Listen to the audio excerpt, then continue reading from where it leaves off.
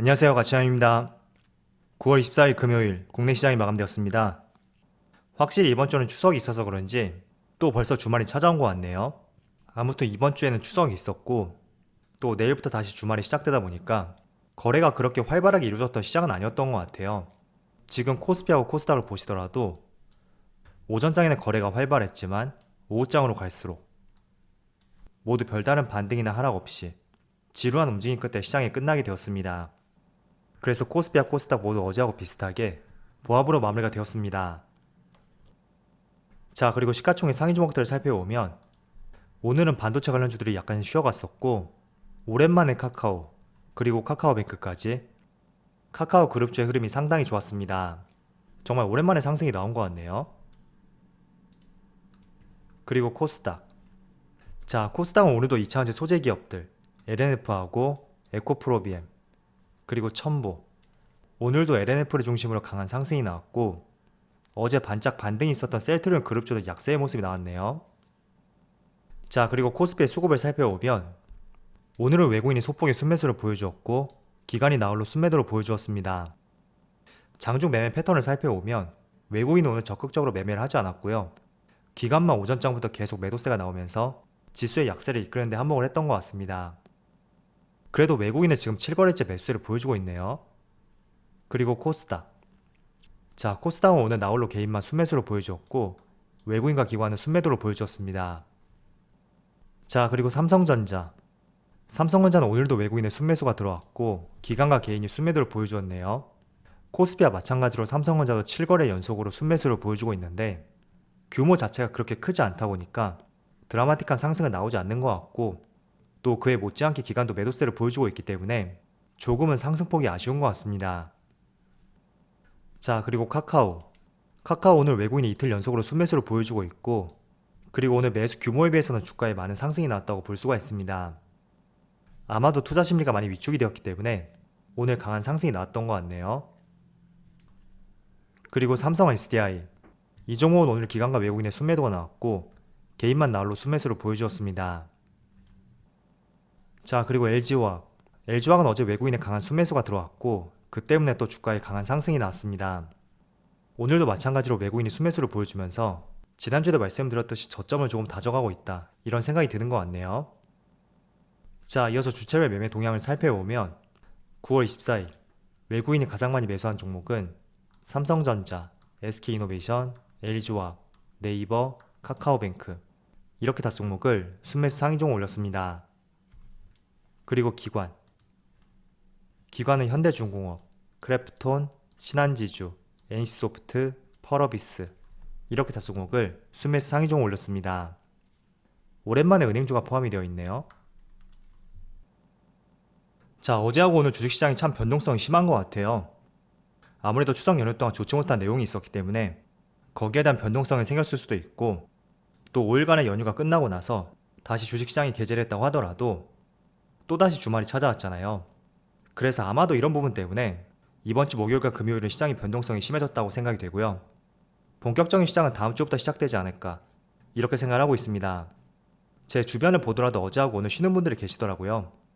그리고 저도 출근할 때 보니까 아침에 그렇게 차도 막히지 않고 오후에 퇴근할 때도 그렇게 막히지 않았는데 이런 부분도 마찬가지로 아마도 주식시장에 대해서 이번 주까지는 한번 관망을 해보자 그런 심리도 많이 작용이 됐을 거라고 생각하고 있습니다.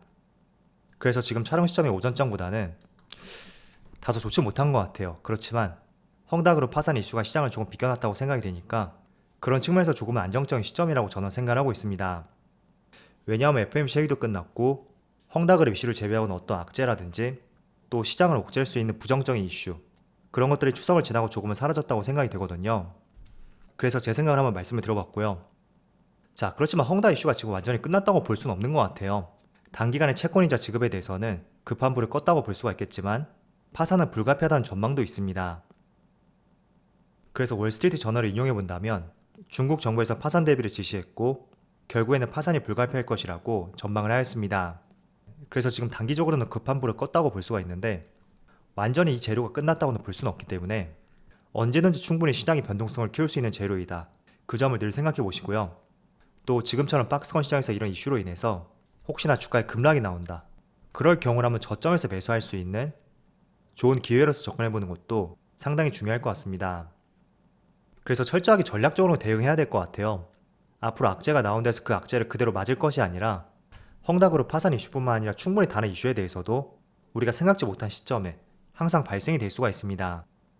그래서 그런 이슈가 나올 때마다 항상 주가가 출렁이고 내가 보유한 종목의 주가가 하락이 나올 수도 있을 텐데 매번 악재를 얻어맞을 필요는 없단 말이에요. 그래서 제가 지난번에도 계속 말씀을 드렸지만 지금은 박스권 시장이고 그 박스권 내에서 어떤 재료에 의해서 주가가 만약에 출렁이게 된다면 그런 시점을 전략적으로 활용해 보면서 저점에서 매수할 수 있는 기회로서 포착해 보자고 말씀을 드렸습니다. 그래서 그런 전략을 구사하기 위해서는 철저하게 현금 비중이 높아야 되겠죠.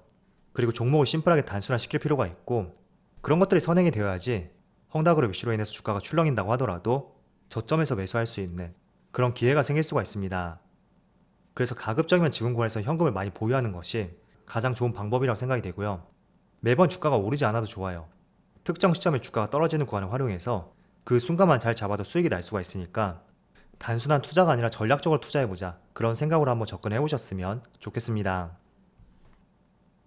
자, 코스피 일봉 차트를 보시면 저는 개인적으로 지수의 박스권 한번 생각해 본다면 2950 그리고 3300 이 사이에서 많이 횡보할 거란 생각을 하고 있습니다. 그래서 이런 박스권을 잘 활용해 보면서 지수가 과거 고점 부근에 근접해졌다. 그럴 경우라면 일부 수익 실현하는 것도 좋을 것 같고요. 또 갑자기 급락이 나왔다. 이런 구간에서 한 번씩 매수할 수 있는 관점으로서 접근해보자고 말씀을 드렸습니다. 그래서 한번 적극적으로 활용해 보시고요. 지금 구간은 사실 조금 애매한 것 같아요. 만약에 국내 시장에 추석이 없었다면 아마도 지수는 이런 모습이 나왔을 텐데 지금은 우측으로 기어가는 모습이 나오고 있죠. 그래서 본격적인 주식시장의 흐름을 체크하기 위해서는 저는 어제하고 오늘보다는 다음 주를 보면서 한번 단기적인 방향성을 세워보는 것이 중요할 것 같습니다. 자, 오늘은 삼성전자의 한 가지 긍정적인 이슈를 가져왔습니다. 어제 시간에 나온 기사를 살펴보면 삼성 측에서 테슬라의 자율주행 칩을 만든다 이런 기사가 발표가 되었는데 이 자율주행 칩은 결국에는 파운드리 시설을 활용해서 생산이 될 수밖에 없습니다. 그래서 TSMC하고 삼성전자 이번에 삼성전자에서 TSMC를 제치고 테슬라의 자율주행 칩 수주를 따냈다는 발표가 나왔습니다. 자, 그렇지만 삼성전자는 제가 항상 말씀을 드리지만 어떤 재료, 이슈 이런 것들에 의해서 주가가 움직이는 종목은 절대 아닙니다. 그래서 긍정적인 기사가 나왔다고 하더라도 분명히 기사에 의해서 주가가 움직이는 것은 제한이 돼 있을 거예요. 하물며 그 기사로 인해 주가가 움직였다면 분명히 그 상승분을 반납하는 시점도 있을 것입니다. 그래서 오히려 이런 부분을 활용하기 위해서는 삼성전자가 연관성이 있고 자율주행과 관련 있는 여러 기업들 그런 기업들을 투자 포인트로 접근하는 것이 모멘텀 투자를 하기에 더욱더 유효할 수가 있습니다. 대표적으로 텔레칩스 같은 기업이죠. 오늘 장중한 때 18% 강한 상승이 나왔지만 지금은 윗꼬리를 많이 달고 시가를 깨고 내려오고 있는데 어쨌든 이런 종목을 머릿속에 기억해 두고 앞으로도 관련 기사에 따라서 매수해보는 것이 좋은 전략이 될 수도 있습니다. 그래서 당장의 기사를 통해서 매수할 때는 삼성전자는 그렇게 큰 매력을 느끼지 못할 수도 있습니다. 그렇지만 항상 삼성전자를 투자할 때는 그 재료가 나중에 실적으로 연결이 되고 장기적으로 매출 상승에 기여할 수 있는지 그 부분에 따라서 가랑비에 옷 젖듯이 주가의 상승이 나오는 것이 삼성전자입니다. 그래서 지금 업계에 따르면 수주 금액이 어느 정도인지 나오지 않았지만 중장기적으로 협력을 강화할 수 있고 또 이런 부분이 정체되어 있는 삼성전자의 파운드리 시장 점유율 지금 20%를 넘지 못하고 계속 맞고 내려오고 있거든요.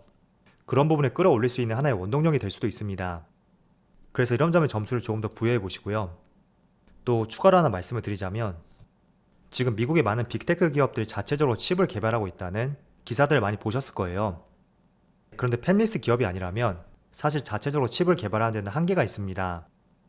그래서 최근에 삼성전자 측에서도 반도체 설계를 도와줄 수 있는 커스텀 SoC 사업 조직을 통합함으로써 조금 전에 보여드렸던 빅테크 기업들, 구글, 아마존, 테슬라 이런 기업들의 반도체 설계를 도와주는 역할도 하고 있습니다.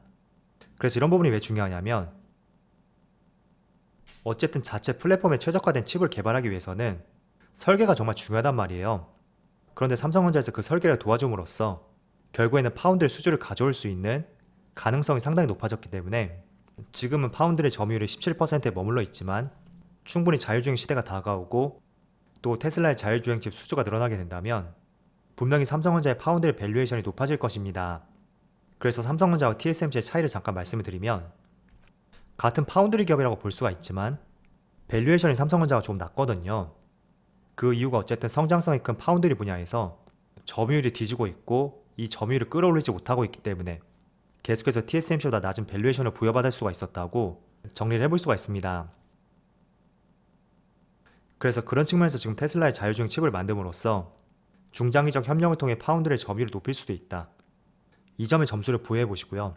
또 많은 빅테크 기업과의 협업, 이런 전반적인 내용들을 보신다면 서서히 파운드리 점유율도 올라갈 것이고 그에 따라서 삼성전자에 부여할 수 있는 밸류에이션도 증가할 수 있다. 이 점이 지금 삼성전자를 바라보는 가장 옳은 방향이라고 말씀을 드리겠습니다. 사실 2010년대까지만 하더라도 모바일 사업부의 성적에 따라서 삼성전자 주가가 크게 상승이 나왔었는데 지금은 삼성전자 주가가 다시 한번 크게 상승하기 위해서는 여러 사업부가 있을 거 아니에요. 그 중에서 반도체, 특히 메모리보다는 비메모리, 이 파운드리의 시장 점유율이 조금 더 올라와야지 저는 삼성전자의 주가가 한 단계 올라갈 수가 있고 또 경기 사이클에 따라서 이렇게 한 번씩 주가가 내려가는 구간이 있을 거 아니에요. 이런 구간의 하락폭도 최소화시킬 수 있다고 생각하고 있습니다. 그래서 오늘은 전반적으로 삼성전자와 관련해서 한 가지 긍정적인 이슈로 말씀을 드려봤고 항상 단기적으로 재료에 의해서 움직이는 종목은 아니다. 아쉽더라도 이 점을 늘 생각하셨으면 좋겠습니다. 다만 27일이었나요? 아마 다음 주쯤 될 텐데 그때 메모리 반도체 3위 기업 마이크론 테크놀로지의 실적 발표가 있습니다.